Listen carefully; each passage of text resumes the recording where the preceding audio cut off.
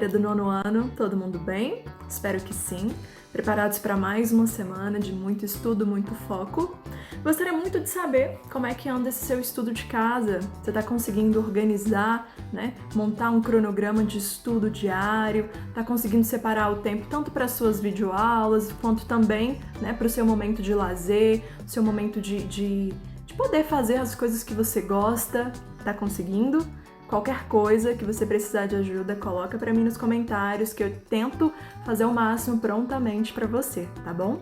E então, a gente dá continuidade às nossas aulas de interpretação textual, sempre com um primeiro momento de reflexão, né? Trazendo assim o tema do nosso próximo capítulo, ok?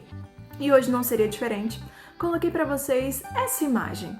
E a primeira coisa, né, que eu tento realçar na sua memória é: o que conseguiria transmitir para você essa imagem? A gente está falando sobre qual tema específico? E eu tenho certeza que a primeira coisa que veio na sua cabeça foi inclusão social. Só que muitas pessoas, às vezes, elas não sabem, né, o que é a inclusão social, né? Qual a importância disso para uma sociedade, quando a gente trabalha a palavra inclusão. Você sabe muito bem que a palavra, né, o termo inclusão é incluir. Ok, mas é incluir o quê? Em uma sociedade, ok? Incluir o quê, por quê, para quê? Então, assim, são termos que a gente precisa entender, acima de tudo, a importância disso pra gente, socialmente e pra nossa vida também. A gente tá falando, então, nesse primeiro momento, sobre a inclusão social.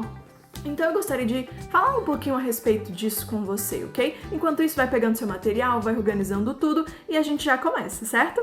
Então a inclusão social é o conjunto, né, de medidas que são direcionadas aos indivíduos. Então, assim, esses indivíduos, eles são excluídos socialmente, né? Ou seja, seja por alguma deficiência física ou mental, certo? Então, são, sim, excluídos. Isso não pode acontecer, meu amigo. Não pode acontecer. Então, literalmente, não é só por algo de uma deficiência física, mental, seja questão de cor de pele, gênero, isso não pode acontecer de forma nenhuma.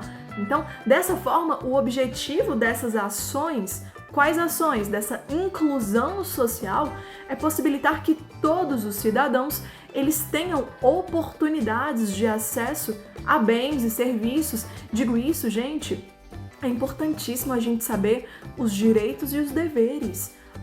Isso eu falo pra você sobre a questão mesmo do próprio direito, os direitos humanos, certo? A gente tá falando de algo que é correlacionado à própria Constituição, a gente tá falando do bem ao próximo, do amor ao próximo, do respeito ao próximo também, certo?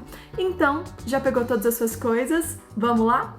Olha a nossa meta de hoje. Como assim, Valéria? Uma dica que eu te dou é: sempre coloque metas para você cumprir ao decorrer do seu dia, ok? Então coloque lá, você quer assistir 5 vídeos, fazer os exercícios, ter o seu momento de descanso, volta, assiste mais alguma coisa, pesquisa, leitura, faz um exercício de matemática. Então, olha o que eu coloco para você. A nossa meta de hoje é fazer a correção da atividade sobre o texto Amanhã Eu Volto. Espero que você tenha conseguido fazer a leitura do texto todo, feito sua reflexão também, que é super importante, feito o exercício bem tranquilo, e depois a gente vai então para o próximo capítulo com o texto Teatro Sem Palavras, fechou? Então, segue comigo, meu amigo, pega o seu livro lindo e maravilhoso, e a dica que eu te dou é: sempre acompanhe do seu livro, não tente ficar lendo as imagens, nada disso. As imagens são ilustrativas, por isso eu sempre peço, acompanha do seu livro. Eu sempre vou colocando qual é o capítulo que eu estou falando, qual é a página que eu estou lendo, pra quê? Pra você ir acompanhando de acordo aqui, ó, com o seu livro em mãos, tá bom? Então, você fez a leitura do seu texto, Amanhã Eu Volto, falava dessa relação, né, de avó e neto, não era uma relação tão boa assim, certo? Tão presencial assim, ele não era um neto presente para a vida dela, só que a gente começou a perceber ao decorrer da leitura do texto que não era somente esse neto que não era presente, mas uma família inteira havia abandonado essa senhora, né? Então, vamos começar lá. Olha o que diz a questão 1. Logo no início do conto, o narrador adianta: o ponteiro grande no 3, quando chegar ao 9, irei embora. Que fatos essa afirmação pode nos antecipar em relação à visita do neto à avó? Gente, ele tá cronometrando o tempo. Literalmente, ele tá mais preocupado com a hora dele ir embora do que com a própria visita que ele tá fazendo. Ele tá mais preocupado, não, agora faltam 5 minutos pra ir embora, faltam 3, 10 minutos. Do que com o ato de carinho perante a avó que tá ali do lado dele, certo? Olha 2. Descreva o estado físico e emocional da avó de acordo com o texto. Ela parecia bem debilitada, né? Com uma questão de não ouvir bem, de estar cabisbaixa, sentindo muito só. Então, assim, a gente tem algo físico e o próprio emocional muito abalado. Por quê? Porque uma pessoa que se sente só e tão velhinha assim, ela precisava de alguém estando ali acompanhando ela em todos os momentos, ajudando, a questão da própria higiene dela, que a gente percebe que faltava muita coisa para essa senhora, certo? Olha 3. Que sinais presentes nos primeiros parágrafos reforçam a ideia de abandono e falta de cuidados com essa senhora.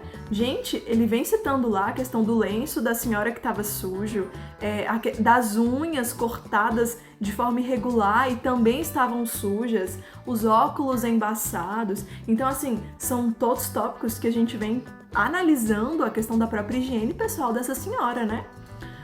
Olha 4. Ao saber que a avó tentava ir até a rua sozinha, em busca de companhia, o neto a repreendeu, com medo, né, de que ela se machucasse. Para evitar isso, como é que ele poderia ajudar a avó? Com certeza ele poderia visitá-la mais vezes, fazer visitas que ele não ficasse mais preocupado com a hora de ir embora, mas sim com a própria avó, que ele pudesse conversar mais com ela, saber como é que ela tá, ouvir histórias, né? Então, assim, ser frequente na vida dela seria o ponto primordial aí, né? Quando ele diz que se importa, no caso. 5. Retome um trecho do diálogo entre o neto e a avó e diz assim: como é a moça? Continua firme? Continua. Hein? Continua. Ela é bonita? Ouvi dizer que ela tem os olhos, que tem olhos muito bonitos. De que cor eles são? São verdes. O neto respondia as perguntas de uma forma muito breve, com poucas palavras. O que isso representa para a situação? Gente, ele não queria manter diálogo nenhum com a senhora. Ele literalmente respondia o que era perguntado e, acima de tudo, respostas breves, curtas, diretas e acabou. Ele não adentrava um outro assunto com a avó, nem via, talvez assim, muito sentido, vontade nenhuma de conversar com ela. Parecia que ele estava ali por obrigação, né? Olha 6. A situação de abandono não se limitava à figura da avó. A casa também carecia de cuidados e revelava marcas do próprio tempo. Que elementos do texto comprovam essa afirmação? Então, assim, a gente analisou que tudo estava coberto de pó. Quando ele citou a questão de cristaleiras, a gente parecia que ela passava até um pouco de fome, porque não tinha a questão, né, de um ambiente agradável para essa senhora. Era todo descuido, era a palavra, né? Olha a próxima. Na parede da casa havia um calendário, uma folhinha de bloco atrasado, mais de mês. Levante hipóteses. Por que a avó manteria um calendário desatualizado? Gente, a gente coloca o calendário sempre ficando de forma atualizada quando o tempo importa pra gente, quando a gente se preocupa perante essas situações. Aí eu te pergunto, será que era da mesma forma para essa senhora? Com certeza o tempo para ela, isso é muito filosófico, o tempo para ela já havia perdido o próprio gosto, né? A própria vontade de ficar, hoje é dia 20, hoje é dia 15, nossa, amanhã é aniversário do fulano. Ela não se lembrava mais de muita coisa, certo? Então, assim, o tempo para ela já tinha perdido o próprio sentido das coisas, né? Olha a próxima. Em dado momento, o leitor é informado de que havia outra pessoa morando na casa, Maria, a empregada, que não estava cumprindo a sua função. Que fatos demonstram que a funcionária estava se portando de forma inadequada? Gente, a senhora o tempo todo reclamava por falta de companhia. quando você tem alguém ali morando com você e tudo mais, trabalhando para você, você tem uma forma de companhia, de companheiro para você pode dividir, conversar, certo? E ela não tem isso. A casa mal arrumada, mal cuidada, ela como uma senhora mal cuidada. Gente, se tem alguma funcionária ali pra ajudá-la, tá ajudando em quê, né? Olha bem, sabendo das falhas da empregada, por que a família não interveio perante a situação? Com certeza a gente está falando de uma família que estava com muito medo da própria responsabilidade da senhora cair sobre eles. Então, vão empurrando com a barriga até onde der, com essa pessoa que está ali para, entre aspas, cuidar dela e cuidando bem e mal, né, no caso. Vamos lá, questão 9. Antes de partir, o neto prometeu voltar. A avó não acreditou. Você acha que ele cumprirá a promessa? O que você colocou aí? Você acha que esse neto realmente vai cumprir o que ele prometeu para a avó? Coloca aqui para mim no comentário, tô ansiosa para ler. E aí eu peço que você abra na página 178, colocaram um quadrinho pra gente, muito bacana, que diz o seguinte: minha avó entende de cozinha, minha avó entende de artes manuais, minha avó entende de atividade física e vida saudável. Minha avó parece ter saído das páginas de um conto. Em que reside o humor dessa tirinha? Você vai fazer uma análise e colocar onde tem, né, o foco humorístico disso tudo. Segundo a visão estereotipada que se tem de avós, que comportamentos costumam ser esperados de uma avó que entenda de cozinha? O que a gente espera? Que ela cozinhe de forma boa, ruim? Coloca aí. Artes manuais, atividade física e vida saudável. O que a gente espera perante a tudo isso, tá bom? Coloque aí e vamos abrindo capítulo 9, página 196. A gente pode fazer então logo uma correlação com a imagem que a Valéria começou o nosso vídeo. Olha o que a gente vai trabalhar agora. Tô dentro. Acompanha comigo a leitura. A inclusão social das personagens com deficiências é previsto em lei. Lembra que a gente citou isso? Trata-se, porém, de um processo lento que acontece gradualmente, ou seja, de forma gradativa, muitas vezes barrado pelo preconceito. Por isso, é preciso arregaçar as mangas e ir à luta em defesa daqueles que não têm os seus direitos respeitados. E aí colocaram pra gente o artigo 1º, fica instituído o Estatuto da Pessoa com Deficiência, destinado a estabelecer as diretrizes gerais. E você termina a leitura, responda essas duas perguntinhas, pode ser no seu caderno ou no próprio livro, sem problemas. Quando a gente voltar às nossas atividades, né, às nossas aulas presenciais, eu vou passar olhando tudo, ok? Abre aí, por favor. Teatro sem palavras. Alunas de Cabo Santo Agostinho montam um grupo de teatro com proposta inclusiva. Vitória, Júlia, William, alunas do 8º ano da Escola Municipal Professor Antônio Benedito da Rocha, de Cabo de Santo Agostinho, Pernambuco, município que fica a 37 quilômetros de Recife, queriam muito participar das aulas de teatro da professora Evânia Copino. No entanto, as estudantes não conseguiam se comunicar direito com os demais colegas por possuírem deficiências auditivas. Acabavam ficando de fora, apesar de amarem o teatro. Ao perceberem o interesse e a vontade das três em fazerem parte do grupo, os alunos ouvintes e a professora acolheram o desafio e resolveram então criar uma trupe inclusiva. Olha que bacana! Idealizaram o Teatro Sem Palavras, que é um grupo composto por 20 participantes, 17 ouvintes, 2 alunas surdas e uma aluna com deficiência auditiva. Muito bacana! Termine a leitura do texto, muito tranquilo. Utilize seu marca-texto para frases, palavras-chave e aí então a gente passa para a nossa interpretação textual.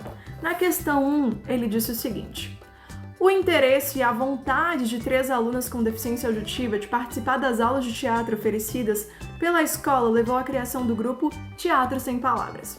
O grupo formado é composto de 20 participantes, 17 ouvintes, 2 alunas surdas e uma aluna com deficiência auditiva. Pesquise e responda Qual é a diferença entre os termos deficiência auditiva e surdez? Qual é a diferença dentre os termos, ok? Pesquise, responda, super importante a gente saber sobre isso. O que indica essa reunião de alunas com e sem deficiência em um mesmo grupo? O que está indicando tudo isso, né? Analisa o que a gente veio comentando, né, a respeito da própria inclusão. Qual é a condição para que todos participem desse grupo? Qual é o principal ponto, né, a meta deles? Olha a 3. Retome o box intertextualizando e responda. Por que as obras de Charlie Chaplin inspiraram essas apresentações? Gente, pesquisa um pouquinho a respeito do cara, fantástico, incrível, super inteligente. Olha só a curiosidade, muita gente sabe a respeito disso daqui, né, desse alfabeto da língua de sinais, então analisa, tenta fazer aí, super legal. 4. Mais do que atender aos desejos das alunas, o projeto interferiu na vida social de todos os integrantes do grupo. De que forma isso aconteceu? O ato de entrelaçar a própria vida vai muito além do que é o teatro em si, né? Então, analise e responde pra gente. De que forma o projeto afetou a autoestima dos alunos? Como é que isso daqui, né, um simples projeto, interferiu na autoestima do ser? Olha, 6. O processo de inclusão proposto pelo projeto foi unilateral, ou seja, só de um lado? E pediu para você explicar. Explica tudo direitinho, com bastante calma e abre para mim, por gentileza, na página 202. Faça o exercício com calma, sem problemas. 202 disse pra gente assim: Estatuto da pessoa com deficiência entra em vigor com garantia de mais direitos. Olha isso, que maravilha! Entra em vigor o Estatuto da Pessoa com Deficiência, que traz regras e orientações para a promoção dos direitos e liberdade dos deficientes, com o objetivo de garantir a essas pessoas a inclusão social e a própria cidadania. Então é um pouquinho do que eu vim citando para você no início da nossa aula, tudo bem? Termina a leitura e vamos lá. Tem para você o texto 1 e o texto 2, ok? E olha lá, a primeira questão diz assim: considerando o texto 1, responda. Qual é o assunto principal desse texto? Você vai analisar e vai colocar pra gente.